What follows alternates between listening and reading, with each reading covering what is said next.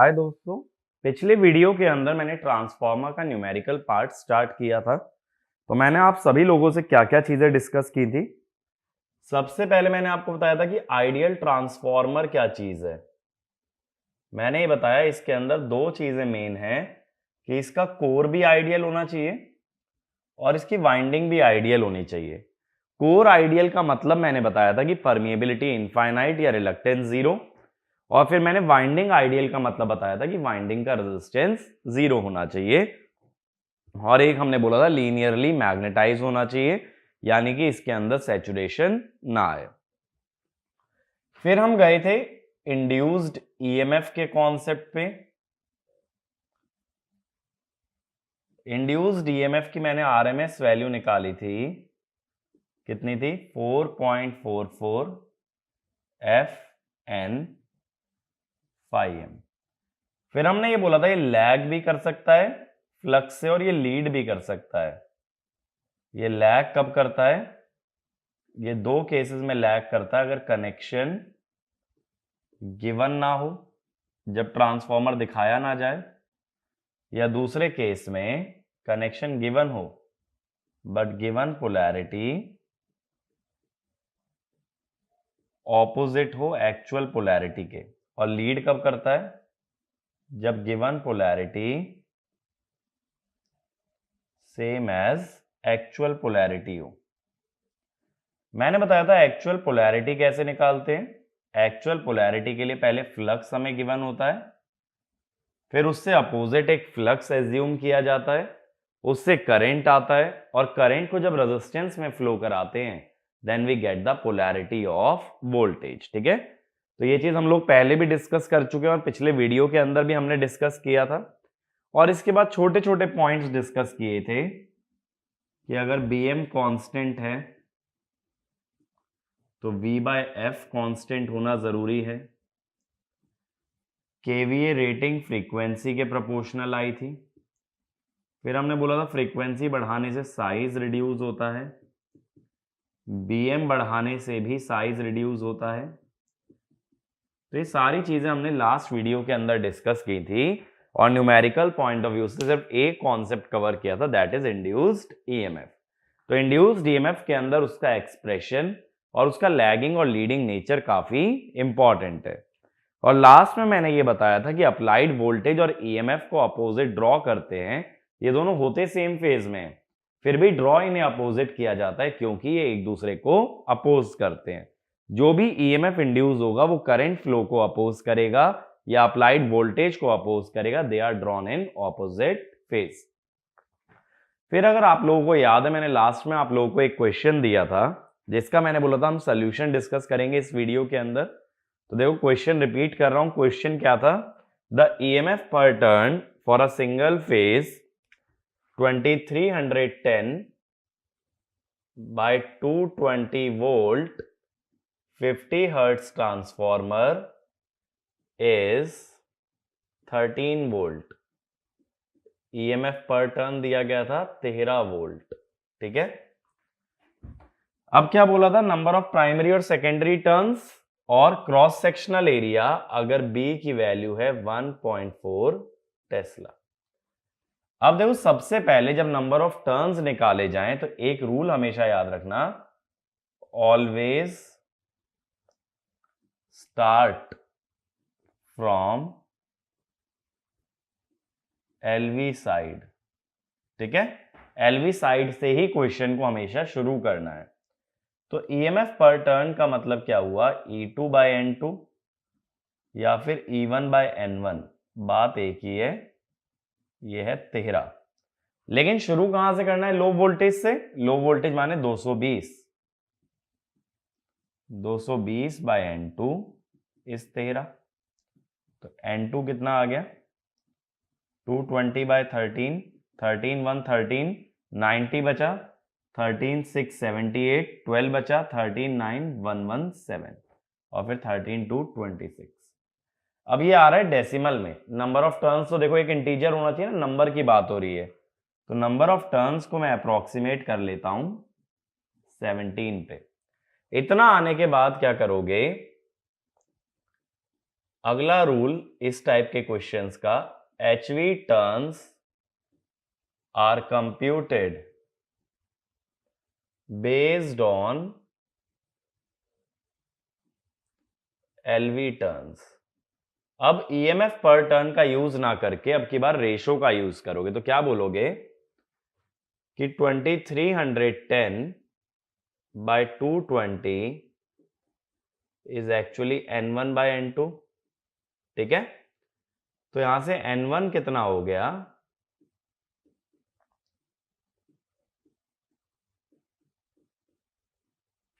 ठीक है, ये अप्रोक्सीमेटली आता है 178.5।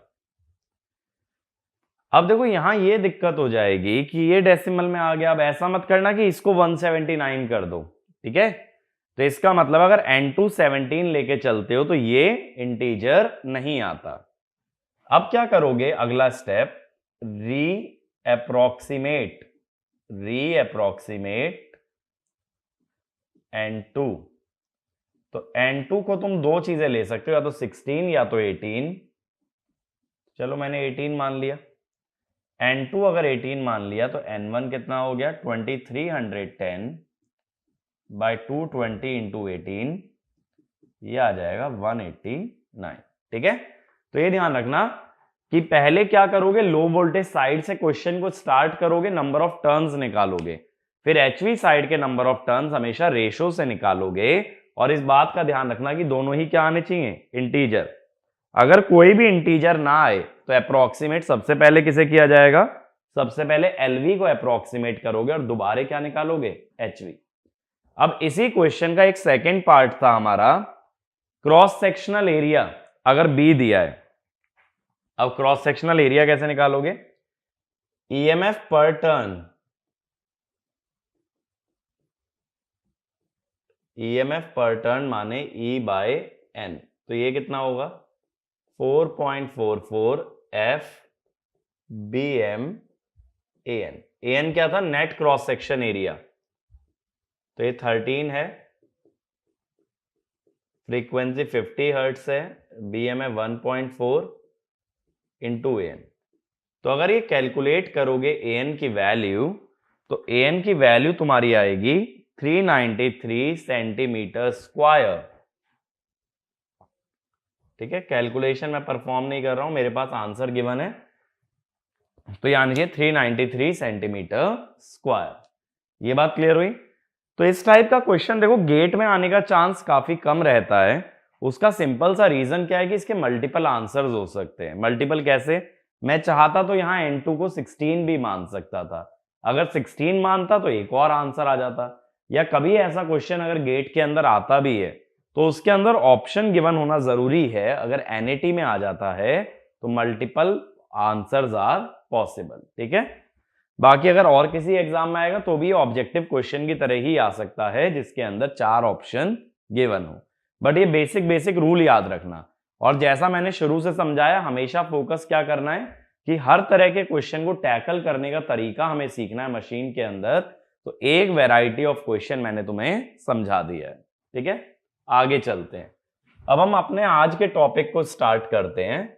आज मैं आइडियल ट्रांसफॉर्मर को ही आगे कंटिन्यू करूंगा। पहले मैं आइडियल से प्रैक्टिकल की तरफ क्यों गया था, क्योंकि मुझे EMF का रिलेशन डिराइव करना था, वरना मैं ऐसा नहीं कह पाता ना कि दोनों वोल्टेज का रेशो टर्न्स रेशो के बराबर है। तो ये चीज डिराइव करने के लिए मुझे फाइनाइट परमिएबिलिटी एज्यूम करना जरूरी था। अब आज के वीडियो के अंदर हम सिर्फ आइडियल ट्रांसफॉर्मर के बारे में बात करेंगे। तो अभी तक हमने सिर्फ वोल्टेज की बात की है, अब इसके बाद मैं आपसे बात करूंगा करंट के बारे में। ठीक है, तो करंट हम लोग डिस्कस करने वाले हैं। तो नेक्स्ट हेडिंग डाल लेना, करंट्स इन आइडियल ट्रांसफॉर्मर।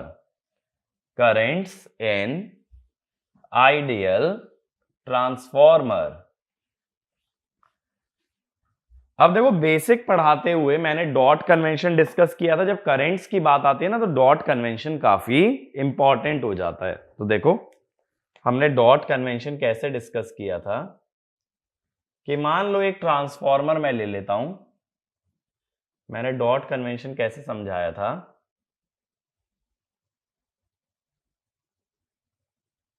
पहले ना डॉट का यहां पे थोड़ा सा सिग्निफिकेंस हम और समझते हैं।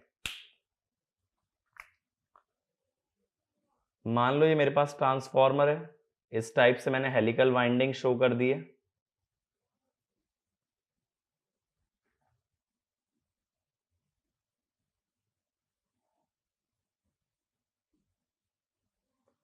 अब मैंने डॉट लगाने का तरीका क्या बताया था, पहले एक टर्मिनल पे डॉट लगा लेते हैं, ठीक है। फिर इसमें करंट एंटरिंग मान लिया जाता है। इस एंटरिंग करंट के हिसाब से हमें यहां फ्लक्स बनाना होता है। फ्लक्स अगर बनाओगे, करंट आगे से राइट जा रहा है, पीछे से लेफ्ट आएगा मुड़ के, तो फ्लक्स बना अपवर्ड्स। फ्लक्स अगर यहां अपवर्ड्स बन गया तो ये फ्लक्स कंप्लीट कैसे करेगा अपना रास्ता, ये फ्लक्स अपना पाथ कंप्लीट करेगा क्लॉकवाइज। अब हम लोग क्या बोलेंगे, जो सेकेंडरी वाइंडिंग का फ्लक्स है वो इससे जस्ट अपोजिट आना चाहिए, ठीक है। सेकेंडरी वाइंडिंग का फ्लक्स अगर अपोजिट आना चाहिए तो करंट कैसे बनेगा, ऊपर की तरफ फ्लक्स चाहिए तो आगे से करंट राइट जाए और पीछे से घूम के लेफ्ट आए। तो आगे से अगर ये राइट गया, पीछे से घूम के अंदर आया, तो जिस टर्मिनल से करंट लीव करता है वहां लगा देते हैं डॉट, ठीक है। तो ये मैंने डॉट प्लेस करने का तरीका बताया था। तो अब ये देख के क्या समझ आता है, ट्रांसफॉर्मर के अंदर अगर एक डॉट में करंट एंटर करता है तो दूसरे डॉट से करंट लीव करता है।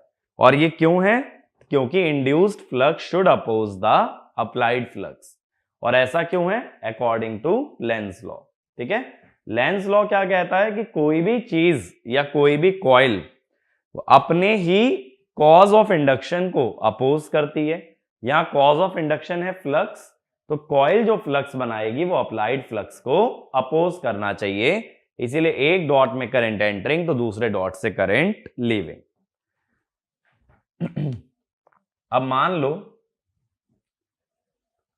दोनों ही डॉट में अगर करंट एंटर कर रहा होता तब क्या होता, ये समझते हैं।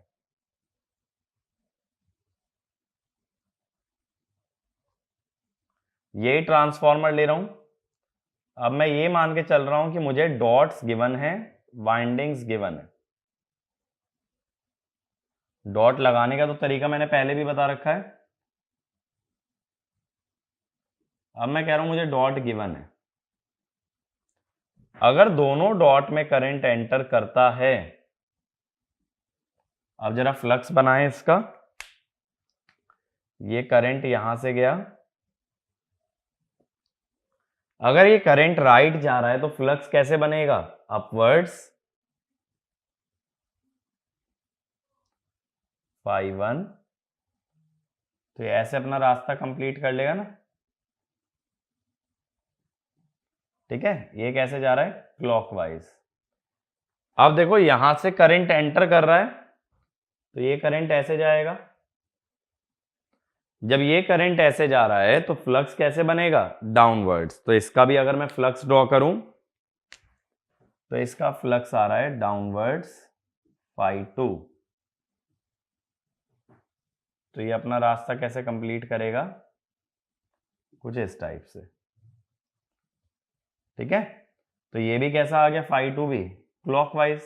तो दोनों फ्लक्स क्या हो गए, सेम डायरेक्शन में, या दोनों हो गए ऐड। जबकि लेंज लॉ कहता है कि अप्लाइड और इंड्यूस्ड दोनों फ्लक्स एक दूसरे को अपोज करने चाहिए। तो कभी भी देखो दोनों डॉट में करंट एंटर करता है तो फ्लक्सेस विल गेट एडेड, एक डॉट से एंटर और दूसरे से लीव करता है तो फ्लक्स गेट सबट्रैक्टेड, ठीक है। तो सबसे पहले दोनों डायग्राम ड्रॉ करना, फिर इसके बाद एक पॉइंट लिखो, in a magnetically coupled circuit, in a magnetically coupled circuit, if current enters the dot, if current enters the dot in both the windings, in both the windings, then flux gets added, then flux gets added, and it is called as, and it is called as additive polarity. and it is called as additive polarity. Next point, if current enters dot on one side, and leaves the dot on the other side, enters dot on the one side and leaves the dot on the other side, then fluxes are subtracted, and it is called as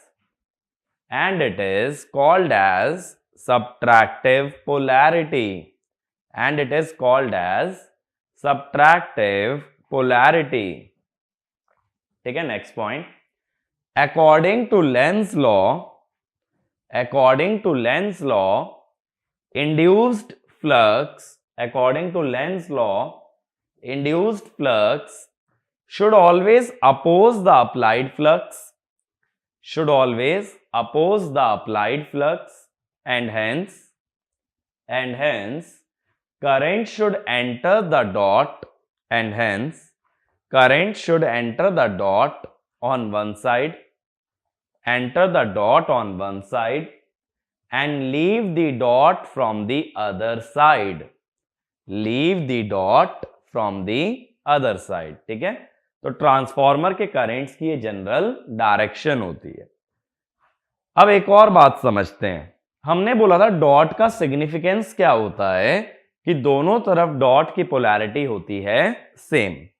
यानी dot अगर इधर plus minus है, यानी dot पे plus है, तो dot पे इधर भी क्या आना चाहिए, प्लस. ठीक है. अब देखो यहां पे क्या होगा, यहां पे मान लो एक सोर्स है मेरे पास और यहां पे मेरे पास है एक लोड.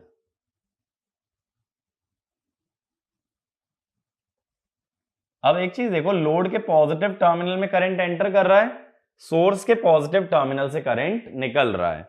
जब कभी करंट पॉजिटिव टर्मिनल को लीव करता है हम क्या बोलते हैं, पावर डिलीवर्ड. पॉजिटिव में एंटर करता है तो पावर एब्जॉर्ब्ड. तो हम क्या कहेंगे, सोर्स पावर डिलीवर कर रहा है और लोड पावर को एब्जॉर्ब कर रहा है.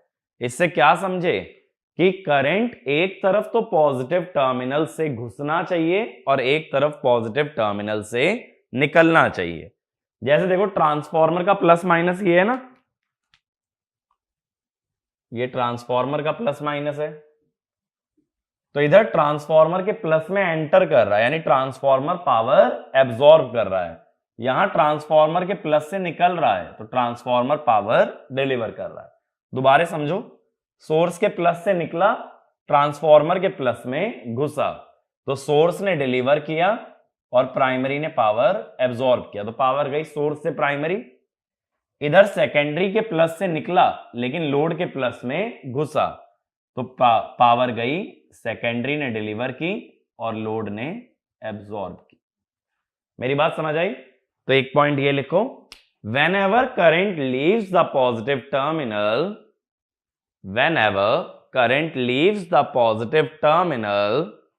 power is delivered, and when it enters the positive terminal, power is absorbed. When it enters the positive terminal, power is absorbed. अगला point, the polarity of dotted terminal is same on both the sides. The polarity of dotted terminal is same on both the sides. Hence, power is delivered by the source. To the primary winding, and power is delivered by secondary winding, to the load.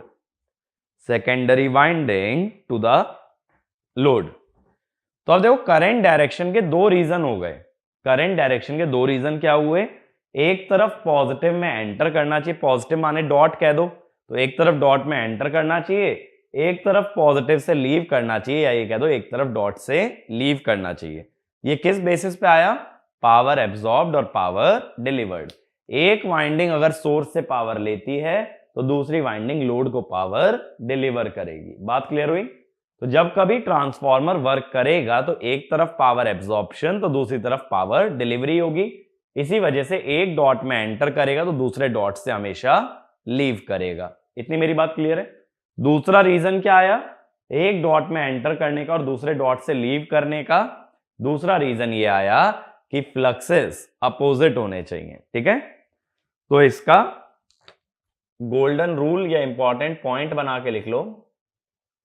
Transformer का golden rule जो बहुत जगह काम आएगा, power system तक काम आता है। Current enters dotted terminal on one side and leaves dotted terminal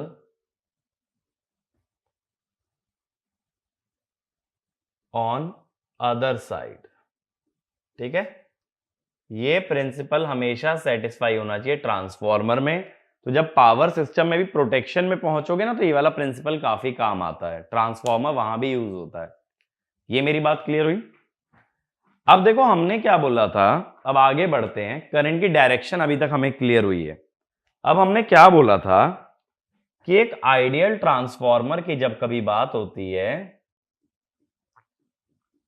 ideal transformer का परमिएबिलिटी होता है इनफाइनाइट या रिलक्टेंस होता है 0।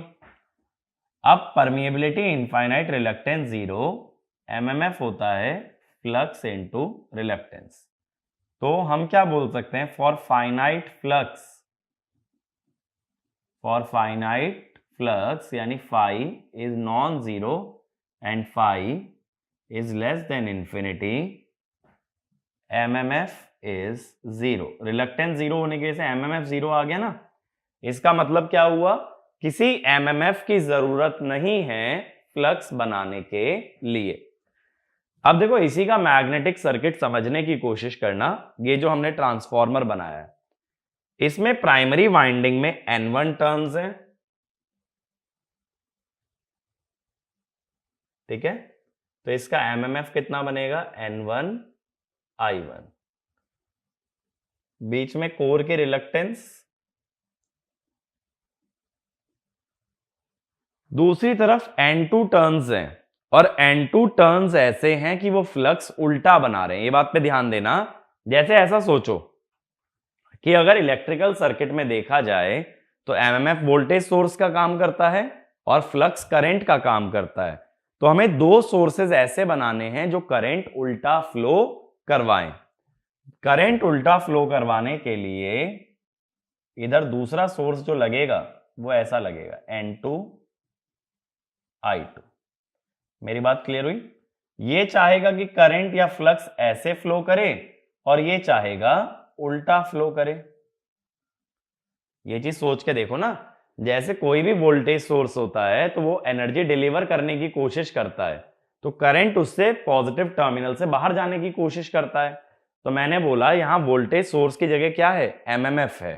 तो दोनों एमएमएफ ऐसे बनाओ कि वो अपना अपना फ्लक्स अपोजिट डायरेक्शन में अलाइन करें। तो यानी दोनों की ओरिएंटेशन कुछ ऐसी होगी। अब अगर ये रिलक्टेंस 0 हो गई तो ये शॉर्ट सर्किट हो गया।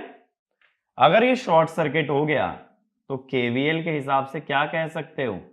पैरेलल में दोनों वोल्टेज सोर्स बराबर होते हैं, तो N1 I1 is equal to N2 I2।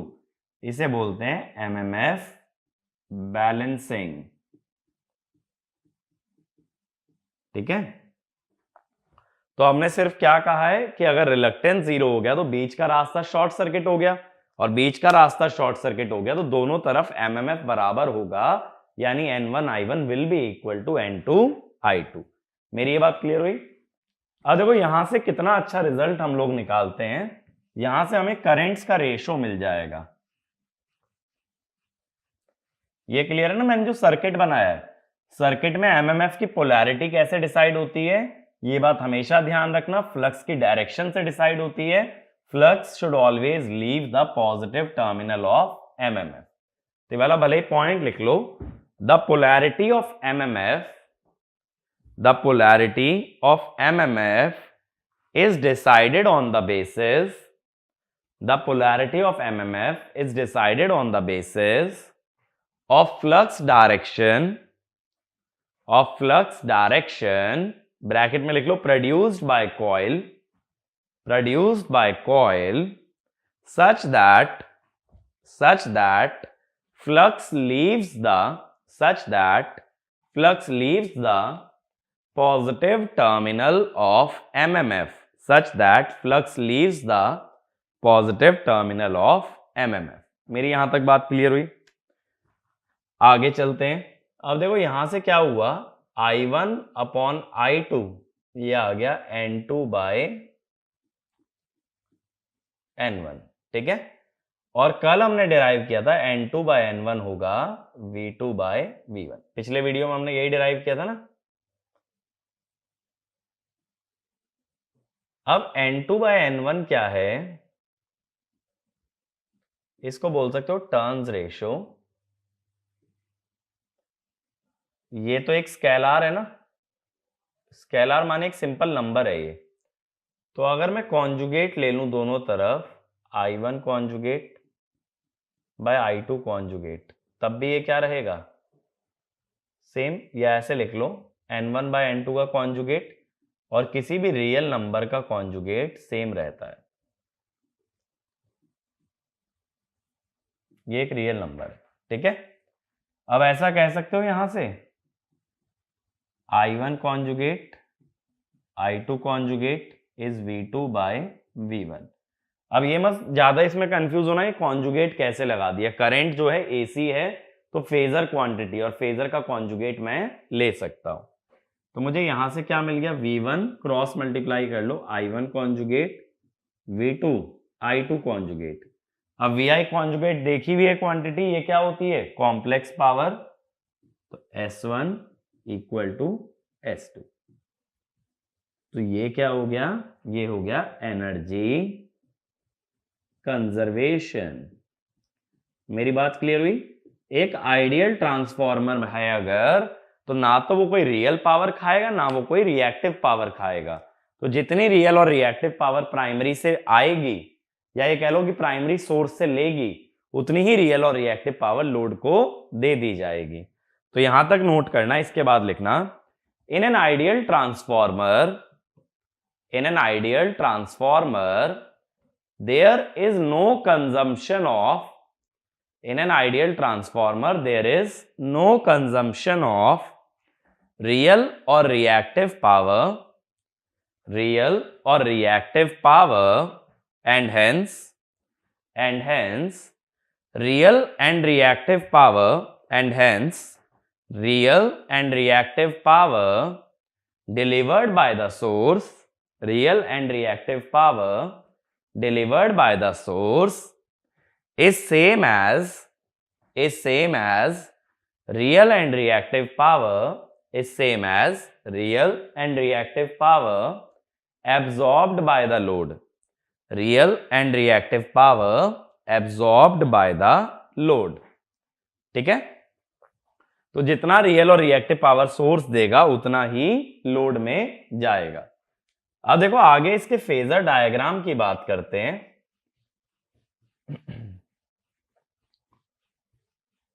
अब ये चीज देखना, आगे हम फेजर डायग्राम कैसे डेवलप कर रहे हैं।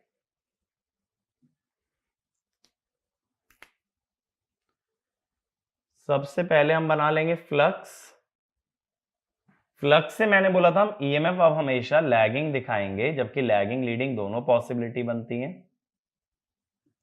मान लो ये E1 है और ये है E2, तो मैंने यहां पे क्या मान रखा है, अगेन जब E2 बड़ा दिखा रहा हूं तो मैंने मान रखा है N2 बड़ा है N1 से, ठीक है। फिर E1 से अपोजिट मैंने क्या बना दिया था भाई, E1 से अपोजिट मैंने बना दिया था V1 which is equal to minus E1।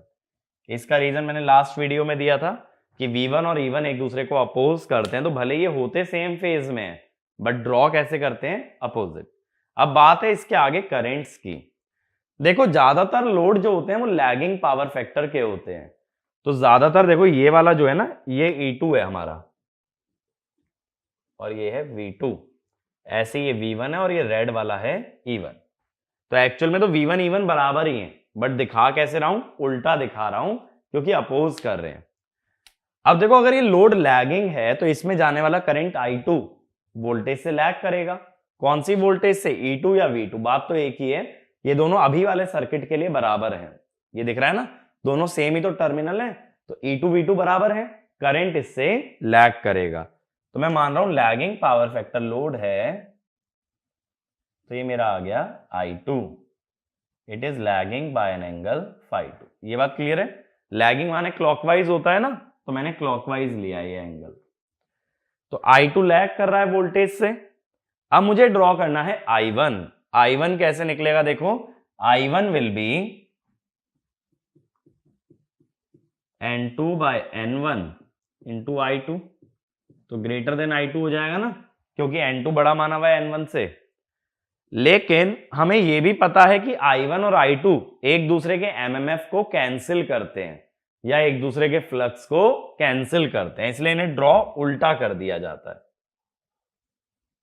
तो ये देखो ये आ गया I1 N2 bye N1 into I2। दोनों को ड्रॉ 180 डिग्री पे किया है, जबकि दोनों हैं सेम फेज में। सेम फेज में कैसे हैं, इस रिलेशन से, जब भाई दोनों का रेशो एक रियल नंबर है तो दोनों के बीच में कोई फेज शिफ्ट नहीं हो सकता। तो चलो एक बार फेजर डायग्राम ड्रॉ करो, इसका देख पॉइंट लिखना,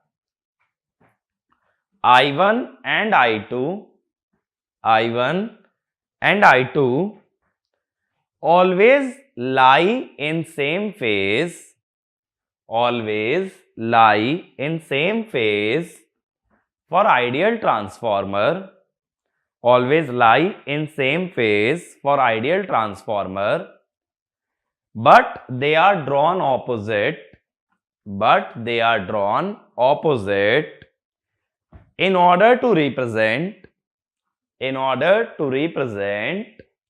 opposition of flux, in order to represent opposition of flux or cancellation of MMF, और cancellation of MMF। मेरी ये बात क्लियर हुई, होते दोनों सेम फेज में है बट ड्रॉ कैसे करते हैं, अपोजिट। तो जब कभी न्यूमेरिकल सॉल्व करोगे तो न्यूमेरिकल में 180 का शिफ्ट मत लेना। अगर I2 का एंगल है मान लो -36.86, तो I1 का एंगल भी लिया जाएगा -36.86, ठीक है, दोनों का एंगल सेम होता है, बस दिखा अपोजिट दिया है। ऐसे ही यहां KVL से देखो अगर, तो V1 E1 बराबर होने चाहिए, बस दिखाया कैसे है, ऑपोजिट। क्या होता है ना फेजर डायग्राम में, अगर अपोजिशन या लेंस लॉ ये सब चीजें शो करनी है तो एक ही रास्ता बचता है कि दोनों फेजर को अपोजिट ड्रॉ किया जाए। आगे चलें, नेक्स्ट हेडिंग डालना आइडियल ट्रांसफार्मर का अगला कंसेप्ट। नेक्स्ट लिखो इंपीडेंस रेफरल, इंपीडेंस रेफरल।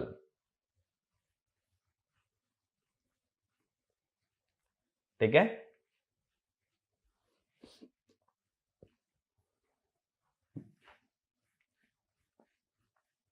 अब इंपीडेंस रेफरल का मतलब देखो क्या होता है कि कभी भी कोई इंपीडेंस ट्रांसफार्मर में एक साइड पे लगी है, सपोज सेकेंडरी पे लगी है, तो उसको प्राइमरी पे कैसे रेफर किया जाए या उसका क्या कंट्रीब्यूशन होगा प्राइमरी साइड पे, ठीक है, इसे बोलते हैं इंपीडेंस रेफरल। तो इसमें लिखना when an impedance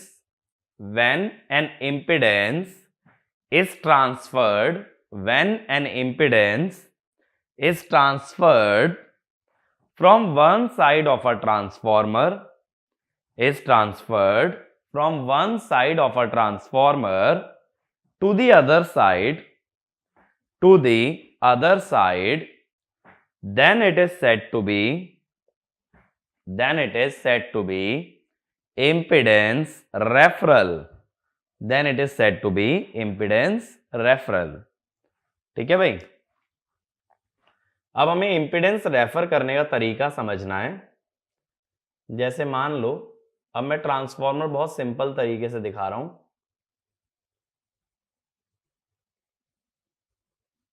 मान लो ये अपना एक ट्रांसफॉर्मर है,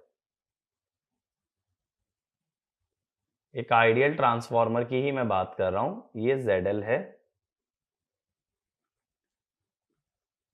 चाहो तो देखो इसमें डॉट भी दिखा दो बेटर अंडरस्टैंडिंग के लिए। एक डॉट से करंट एंटर करेगा, दूसरे डॉट से करंट लीव करेगा। टर्न्स रेशियो भी दिखा दो N1:N2।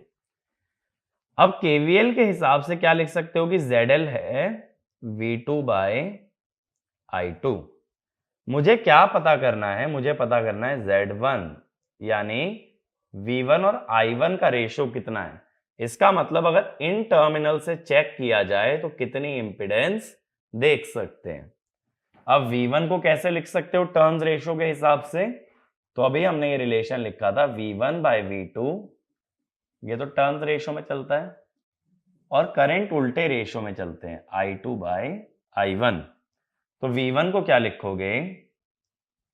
N1/N2 इंटू V2, और I1 को क्या लिख दोगे? I1 लिखा जाएगा N2/N1 इंटू I2। अब V2/I2 तो हम जानते हैं क्या है, ZL है। तो ये नीचे वाला N2/N1 ऊपर जाके बनेगा N1/N2। तो इतनी इंपिडेंस अगर तुम प्राइमरी साइड से देखते हो तो तुमको मिलती है। ठीक है, अब ऐसे देखो दूसरा केस ले लो। दूसरे केस में क्या करो कि इस साइड पे एक इंपिडेंस जोड़ दो, जैसे Z1 है।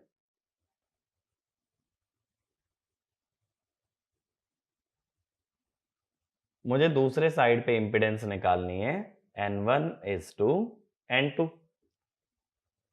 सपोज ये V2 है, फिर से डॉट लगा लो। डॉट अगर पॉजिटिव तो डॉट इधर भी पॉजिटिव। एक डॉट में एंटर करेगा तो एक डॉट से करंट लीव करता है। अब बताओ क्या लिखोगे? Z1 है V1/I1, लेकिन मुझे यहां से देखना है Z2। Z2 अगर मैं देखना चाहूं तो वो होगा V2/I2। अब V2 को कैसे लिखोगे यहां से भाई? V2 को लिखा जाएगा N2/N1 इंटू V1, और I2 को कैसे लिखोगे? N1/N2 into I1। V1/I1 तो Z1 है, N1/N2 ऊपर जाके बनेगा N2/N1। ठीक है, अब देखो जब हम सेकेंडरी से प्राइमरी आए तो ऊपर आए प्राइमरी के टर्न्स और नीचे आए सेकेंडरी के टर्न्स। ऐसे ही जब प्राइमरी से सेकेंडरी गए तो ऊपर आए सेकेंडरी के टर्न्स, नीचे आए प्राइमरी के टर्न्स। इसको जनरलाइज कैसे करें? देखो ये चीज समझना, जब प्राइमरी से सेकेंडरी जाओगे तो जा कहां रहे हो? सेकेंडरी। तो ऊपर रखोगे सेकेंडरी के टर्न्स और नीचे प्राइमरी के। जब सेकेंडरी से प्राइमरी आओगे तो कहां जा रहे हो? प्राइमरी। तो ऊपर प्राइमरी के टर्न्स और नीचे सेकेंडरी के। तो इसका मतलब क्या हुआ? जब हम जाते हैं फ्रॉम प्राइमरी टू सेकेंडरी, तो सेकेंडरी की तरफ जा रहे हो ना, तो n secondary by n primary का स्क्वायर। तो फ्रॉम सेकेंडरी टू प्राइमरी, अब प्राइमरी की तरफ जा रहे हो तो ऊपर प्राइमरी के टर्न्स रखोगे और नीचे सेकेंडरी के। मैं इसको जनरली कैसे बोल देता हूं, देखो कि जहां जाना है यानी डेस्टिनेशन, और जहां से चलना है दैट इज सोर्स। अगर सेकेंडरी पे पहुंच रहे हो तो सेकेंडरी हमारा डेस्टिनेशन है, और जहां से शुरू हुए वो है सोर्स। तो हमेशा डेस्टिनेशन बाय सोर्स का स्क्वायर। इस तरह से कोई भी इंपिडेंस को एक साइड से दूसरी साइड रेफर किया जा सकता है। ये मेरा पॉइंट क्लियर हुआ? ठीक है, कि किस तरीके से हम लोग सॉल्व कर सकते हैं। अब देखो ओवरऑल अगर मैं बात करूं तो मैंने तुम्हें आइडियल ट्रांसफॉर्मर के लिए ना कुछ इंपॉर्टेंट कॉन्सेप्ट्स बता दिए हैं, तो मैं एक बार समराइज कर देता हूं। आइडियल ट्रांसफॉर्मर में क्या चीजें याद रखने वाली हैं, क्योंकि देखो अगर ट्रिकी क्वेश्चन बनेगा ना गेट के अंदर या किसी भी एग्जाम में, तो आइडियल ट्रांसफॉर्मर पे एक बहुत बेहतरीन क्वेश्चन बनाया जा सकता है, जो कि हम देखेंगे भी किस टाइप के क्वेश्चन फ्रेम कर सकते हैं। अब देखो, पहली चीज हमने देख ली कि ईएमएफ होता है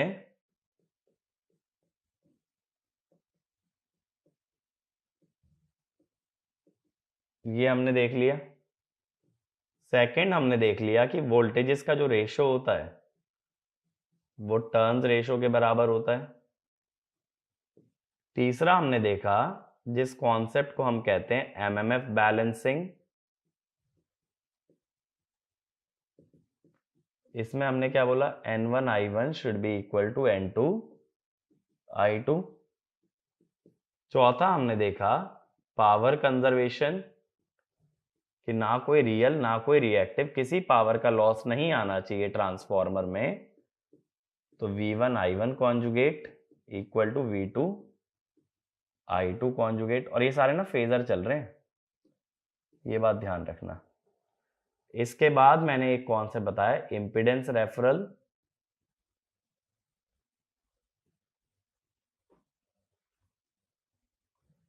कि Z primary is Z secondary, destination by source का स्क्वायर, सेकेंडरी से प्राइमरी जा रहे हो और प्राइमरी से सेकेंडरी जा रहे हो तो N secondary by N primary का स्क्वायर। ये सारे कॉन्सेप्ट जो है ना क्वेश्चन सॉल्व करने के काम में आएंगे जब कभी ट्रांसफॉर्मर या आइडियल ट्रांसफॉर्मर पे बेस्ड कोई भी क्वेश्चन सॉल्व करते हो। ये काफी रेलिवेंट कॉन्सेप्ट्स हैं और इन्हीं से हर एक न्यूमेरिकल हमारा सॉल्व हो सकता है। तो देखो एक क्वेश्चन देखते हैं, क्वेश्चन नोट डाउन करो। A single phase power system, a single phase power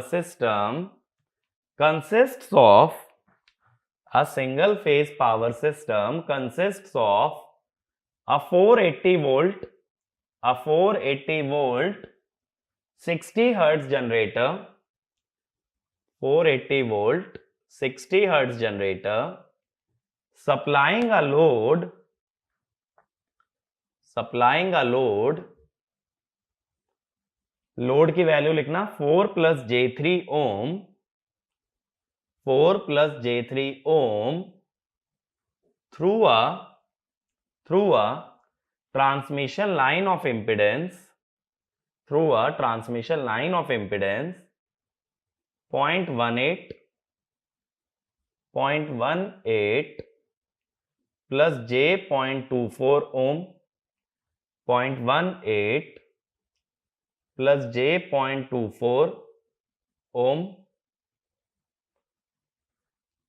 If a 1:10 step-up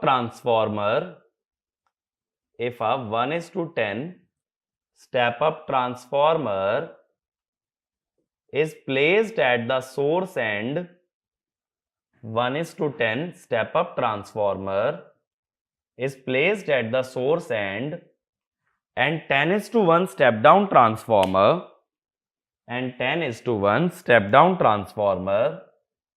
at the load end,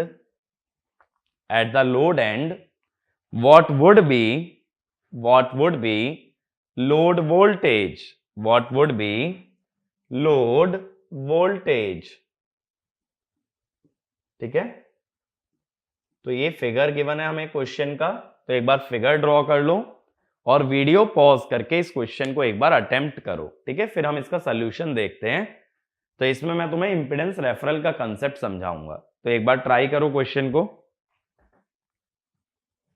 अब देखो जितने लोग ट्राई कर चुके हैं, हम लोग इसका सॉल्यूशन समझने की कोशिश करते हैं। मुझसे लोड वोल्टेज पूछा है तो मैं कोशिश करता हूं कि क्यों ना मैं सारा सर्किट लोड की तरफ ले जाऊं। मुझे 3 मैश को सॉल्व नहीं करना है, 3 मैश को सॉल्व करने में ज्यादा टाइम लगेगा, लेकिन अगर एक मैश बना लूं तो यह आसानी से सॉल्व हो सकता है। तो पहले मैं क्या करता हूं, पहले मैं रेफर करता हूं इस साइड से इस साइड पे। ठीक है, यानी इस वाले ट्रांसफॉर्मर का यूज कर रहा हूं।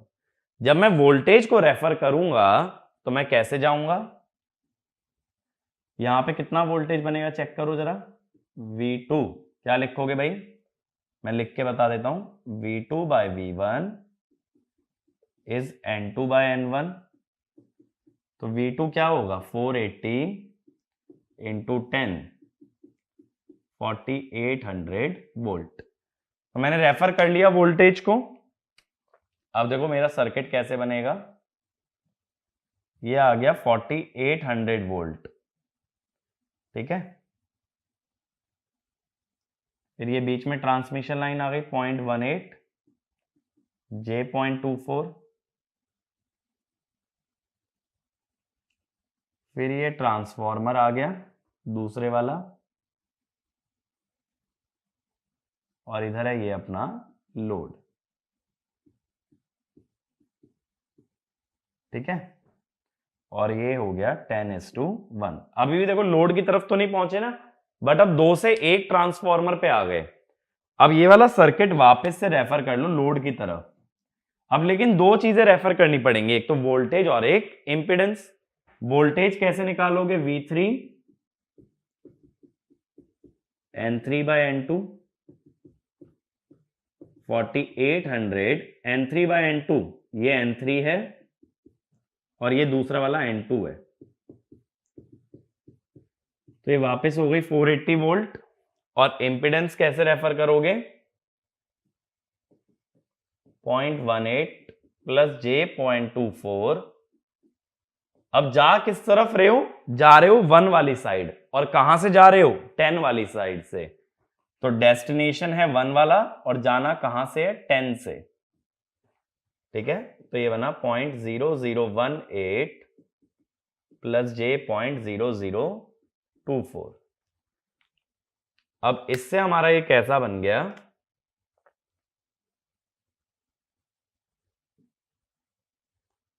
$480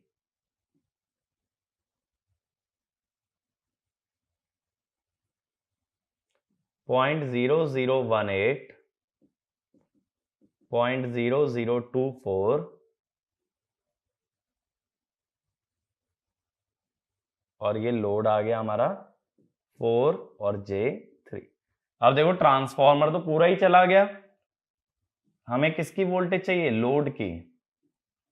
अब लोड की वोल्टेज यहां सीरीज कनेक्शन की वजह से वोल्टेज डिवीजन लगा के निकाल सकते हो, 480 into 4 plus J3 by total impedance. Total कितनी है, 4.0018 प्लस J 3.0024।